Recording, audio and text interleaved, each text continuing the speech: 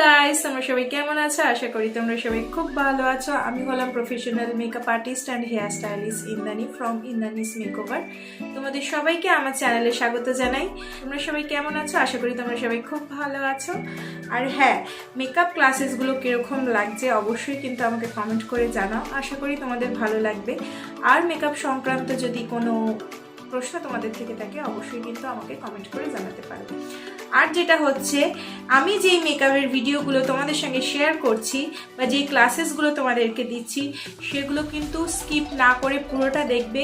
পুরোটা দেখলেই কিন্তু স্টেপ বাই স্টেপ তোমরা মেকআপের পার্টগুলো বুঝতে পারবে এবং নিজেদের হাতে সুন্দরভাবে মেকআপ করতে পারবে।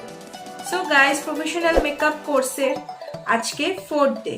তো চলো আজকে আমরা নতুন কিছু শিখি। তো আজকে আমরা কি শিখবো, ঠিক আছে? আজকে যেটা শিখবো সেটা হচ্ছে আমরা অনেকগুলো জিনিস শিখবো। প্রথম হচ্ছে আমরা আমাদের স্কিন টোন কোনটাকে বলে আর আন্ডারটোন কোনটাকে বলে সেটা শিখবো। প্লাস স্কিন টোন এবং আন্ডারটোন অনুযায়ী কিভাবে ফাউন্ডেশন চুজ করব সেটা শিখবো এবং ফাউন্ডেশন ক রকমের হয় সেটাও কিন্তু শিখবো। তাহলে চলো আর বেশি কথা না বাড়িয়ে শুরু করা যাক আজকের ভিডিও। আর ভিডিওটা যদি ভালো লাগে কি করতে হবে? একটু লাইক করতে হবে, কমেন্ট করতে হবে এবং আমার চ্যানেলটাকে সাবস্ক্রাইব করতে হবে। তাহলে চলো শুরু করা যাক আজকের ভিডিও। সো গাইস, আজকের ভিডিওতে আমি তোমাদের সঙ্গে যে টিপস এবং ট্রিক্সগুলো শেয়ার করব আশা করি তোমাদের খুব ভালো লাগবে এবং তোমাদের কাজেও লাগবে। তো আজকে আমরা সবার প্রথমে যেটা শিখব সেটা হচ্ছে স্কিন টোন কোনটাকে বলে, আন্ডারটোন কোনটাকে বলে। তো স্কিন টোন হলো মোস্টলি উপরের লেয়ার, যেটা আমরা দেখতে পাই এবং যেটা ওয়েদারের সঙ্গে চেঞ্জ হতে থাকে। যেরকম ধরো যখন গরমকাল হয় তখন কিন্তু আমাদের ফেসে গরম কালের জন্য আমাদের ফেসে কিন্তু ট্যান পড়ে। তো ওয়েদারের সঙ্গে সেটা চেঞ্জ হতে থাকে আর যেটা আমাদের ভেতরে লুকিয়ে থাকে সেটাকে বলি আমরা আন্ডারটোন। তো সবার প্রথমে আমাদের কিন্তু আন্ডারটোনটাকে চিনতে হবে। আমরা আন্ডারটোন চিনতে পারলেই কিন্তু আমরা সেই অনুযায়ী ফাউন্ডেশন চুজ করতে পারবো। অনেকেই আমরা ভুল করে থাকি, আমরা আমাদের আন্ডারটোনটা না চিনেই আমরা কিন্তু ফাউন্ডেশন চুজ করে থাকি। তো তার ফলে কি হয়, নানা রকম প্রবলেমের সৃষ্টি হয়, যেটা কিনা আমাদের ফাউন্ডেশন আমাদের স্কিনের সঙ্গে ম্যাচ করে না এবং অনেক সময় দেখা যায় এক শেড ডার্ক বা এক শেড লাইট কিনে ফেলি। তো সেটা যাতে না হয় সেটার জন্য সবার আগে কিন্তু আমাদের জানতে হবে যে আমরা আন্ডারটোন কিভাবে চিনব। তো আন্ডারটোন আমাদের 3টে ক্যাটাগরিতে আসে। একটা হচ্ছে ওয়ার্ম, একটা হচ্ছে কুল, একটা হচ্ছে নিউট্রাল।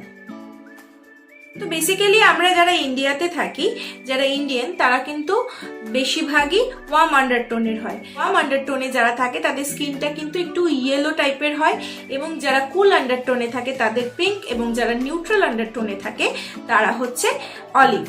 তো এবার আমি বলি যে ওয়ার্ম আন্ডারটোন কি করে বুঝবো যে আমার ওয়ার্ম আন্ডারটোন। যারা ধরো আমরা ইন্ডিয়াতে বাস করছি, যারা ইন্ডিয়ান, তারা কিন্তু ওয়ার্ম আন্ডারটোনেই হয়, কারণ আমাদের ইন্ডিয়াতে প্রচুর গরম, ঠিক আছে?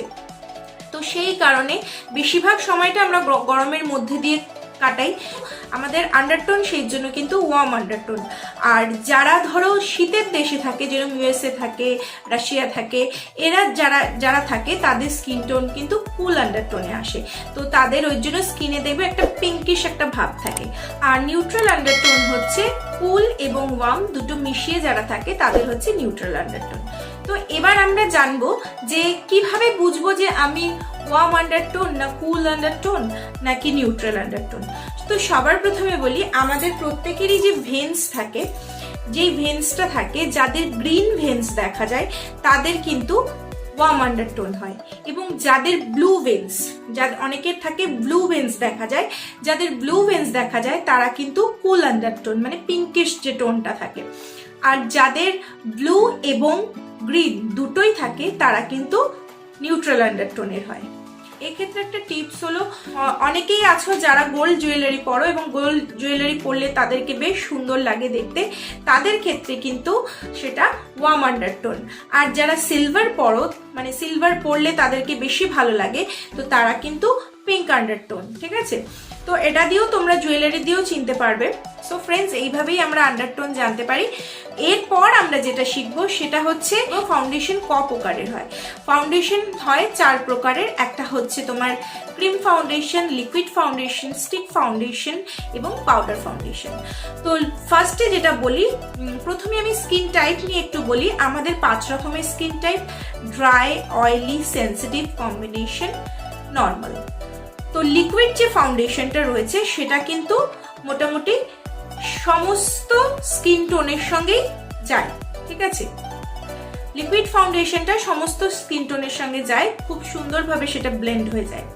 ক্রিম ফাউন্ডেশন যেটা রয়েছে সেটা কিন্তু আমাদের বেশিরভাগ অয়েলি স্কিনে, ক্রিম এবং স্টিক এই দুটো যে ফাউন্ডেশন রয়েছে সেটা কিন্তু অয়েলি স্কিনে খুব ভালো যায়। আর ড্রাই স্কিনে অবশ্যই লিকুইড ফাউন্ডেশন ইউজ করবে। ড্রাই স্কিনে যদি আমরা কোনো স্টিক ফাউন্ডেশন ইউজ করি সেক্ষেত্রে কিন্তু আমাদের ব্লেন্ড করতে খুবই অসুবিধা হবে, কারণ ড্রাই স্কিনে এমনি ড্রাই থাকে এবং স্টিক ফাউন্ডেশন কিন্তু এমনি ড্রাই থাকে। তো সেটাকে যখন আমরা ব্লেন্ড করতে যাব তখন কিন্তু আমাদের সমস্যার সম্মুখীন হতে হবে। তো সেক্ষেত্রে আমরা ড্রাই স্কিনের জন্য লিকুইড ফাউন্ডেশনই সাজেস্ট করব। আর যেটা পাউডার ফাউন্ডেশন বেসিক্যালি আমরা আমাদের কখন কাজে লাগে, ফাউন্ডেশন আমাদের কিন্তু ফুল কভারেজ দেয় না, বা শুধু আমরা পাউডার ফাউন্ডেশন অ্যাপ্লাই করে কিন্তু বেরোতে পারবো না, বা শুধু পাউডার ফাউন্ডেশন অ্যাপ্লাই করে কোনো ব্রাইট কিন্তু করতে পারবো না। আমরা ফার্স্টে আমাদের লিকুইড হোক বা ক্রিম হোক বা স্টিক হোক, যে কোনো ফাউন্ডেশন অ্যাপ্লাইয়ের পর কিন্তু আমরা পাউডার ফাউন্ডেশন ইউজ করতে পারি। তো বেসিক্যালি আমাদের প্রফেশনের ক্ষেত্রে যেটা ইউজ হয় সেটা হচ্ছে স্টিক ফাউন্ডেশন, লিকুইড এবং ক্রিম। এই 3টে ফাউন্ডেশন কিন্তু খুব বেশি ইউজ হয়। এবং যদি কারোর ড্রাই স্কিন থাকে সে কিন্তু অবশ্যই স্টিক ফাউন্ডেশন থেকে দূরে থাকবে, না হলে কিন্তু সমস্যার সম্মুখীন হতে হবে। তো চলো এরপর আমরা জেনে নিই যে আমরা যখন ফাউন্ডেশন চুজ করবে, how to choose your foundation, কি করে নিজেরা আমাদের ফাউন্ডেশন আমরা চুজ করতে পারবো। অনেকেই এই জায়গাটায় কনফিউজ থাকে, অনেকে থাকে যারা চিন্তা করে যে কিভাবে আমরা ফাউন্ডেশন চুজ করব। তো আমরা জেনারেলি যখন কোনো শপে যাই ফাউন্ডেশন কিনতে, তো সেক্ষেত্রে যারা শপ ওনার থাকে তো তারা যখন সোয়াচেস দেখায় তখন কিন্তু আমাদের বেশিরভাগ এই রিস্টে বা এই হাতের এই উপরের জায়গাটায় দেখায়, বাট এটা কিন্তু ঠিক প্রসেস নয়। হাতের স্কিন এবং ফেসের যে স্কিন সেটা কিন্তু টোটাল ডিফারেন্ট থাকে। তো কখনোই আমরা কিন্তু এইখানটা বা এখানটা দেখে ফাউন্ডেশন চুজ করব না। ফাউন্ডেশন যেখান থেকে আমরা চুজ করব সেটা হচ্ছে আমাদের এই জ লাইন এরিয়া থেকে এই নেক অবধি আমরা ফাউন্ডেশন চুজ করব। পুরো এরকম জ লাইন থেকে এই নেক এরিয়া অবধি আমরা ফাউন্ডেশন চুজ করব। আমি নেক্সট যখন তোমাদেরকে টিউটোরিয়াল দেখাবো তখন আমি তোমাদের ক্লিয়ার ভাবে দেখাবো যে কিভাবে তোমরা ফাউন্ডেশনটা চুজ করবে। তো জেনারেলি কি হয়, যখন আমরা কোনো শপে যাই তখন বেশিরভাগই আমরা কি করি, এই হাতে দেখে ফাউন্ডেশন নিয়ে চলে আসি। এরপরে যখন ফাউন্ডেশনটা অ্যাপ্লাই করি তখন কিন্তু আমাদের ফেসটার থেকে দেখা যায় অনেক সময় বেশি লাইট হয়ে গেছে বা দেখা যায় অনেক সময় ডার্ক হয়ে গেছে। তো সেই কারণে আমরা এই ভুলটা কখনো করব না। যখনই আমরা ফাউন্ডেশন কিনতে যাব সবসময় জ লাইন থেকে এই অবধি দেখে নিয়ে দেন ফাউন্ডেশন কিনবো। এবং যখন ফাউন্ডেশনটা কিনতে যাব তখন কিন্তু ফেসের মধ্যে ময়শ্চারাইজার মাস্ট। কোনো মেকআপ করে তোমরা যাবে না, তোমাদের নর্মাল স্কিনে ময়শ্চারাইজার মেখে তোমরা ফাউন্ডেশন কিনতে যাবে। তো ফ্রেন্ডস, এবার বলি যে লিকুইড ফাউন্ডেশনের উপর তোমরা কোন কোন ফাউন্ডেশন নিতে পারবে। লিকুইড ফাউন্ডেশনে প্রচুর ব্র্যান্ডস আছে, যেরকম তোমার কম রেঞ্জ থেকে আমি হাই রেঞ্জ অবধি বলছি, প্রফেশনাল যে রেঞ্জগুলো আছে সেগুলোও বলছি। যেরকম মেবলিন আছে, লরিয়াল আছে, তারপরে তোমার মেকআপ ফরএভার আছে, মেকআপ ফরএভার 52 আছে, প্যাক আছে মানে পিএসি যেটা, হুডা বিউটি আছে।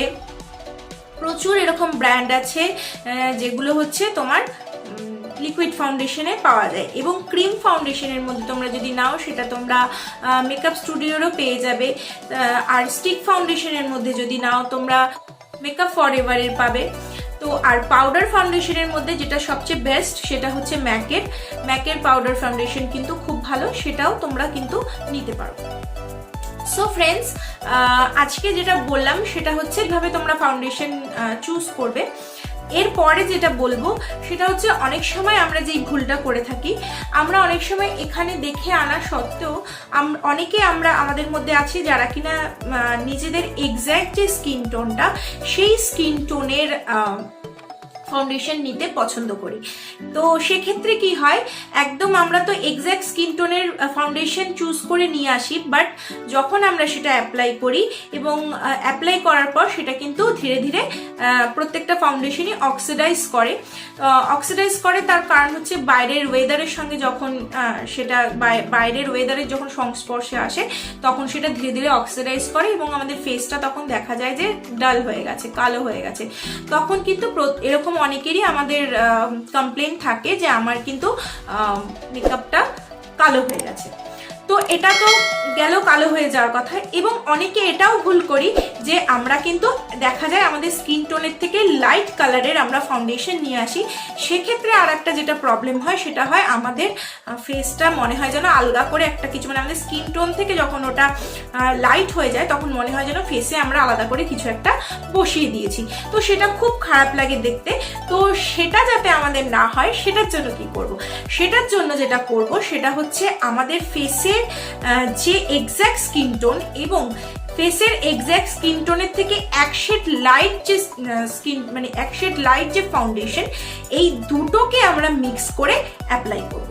তো যখন আমরা এই দুটোকে মিক্স করে অ্যাপ্লাই করব তখন কিন্তু আমাদের ফেসে একটা আলাদাই বেস তৈরি হবে, একটা ফ্ললেস বেস তৈরি হবে। এবং যদি ফাউন্ডেশন অক্সিডাইজ করে সেক্ষেত্রেও কিন্তু আমাদের ফেসটা ডাল মনে হবে না। তো এটা একটা ছোট্ট টিপস, সবসময় চেষ্টা করবে যে স্কিন টোনের থেকে এক্স্যাক্ট স্কিন টোনের ফাউন্ডেশন নিলে এক শেড লাইট স্কিন টোনের একটা ফাউন্ডেশন নেবে, দুটোকে মিক্স করে দেন অ্যাপ্লাই করবে, দেখবে তোমাদের বেস দেখবে একটা ফ্ললেস একটা বেস তৈরি হয়ে গেছে। তো আশা করি ফ্রেন্ডস আজকের ভিডিও বুঝতে তোমাদের কোনো অসুবিধা হয়নি।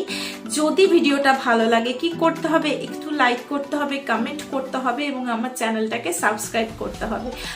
আর পাশে থাকা বেল আইকনটাকে প্রেস করতে হবে যাতে করে যখনই আমি কোনো নতুন ভিডিও আপলোড করব তোমাদের কাছে যাতে সবার আগে নোটিফিকেশন পৌঁছে যায়।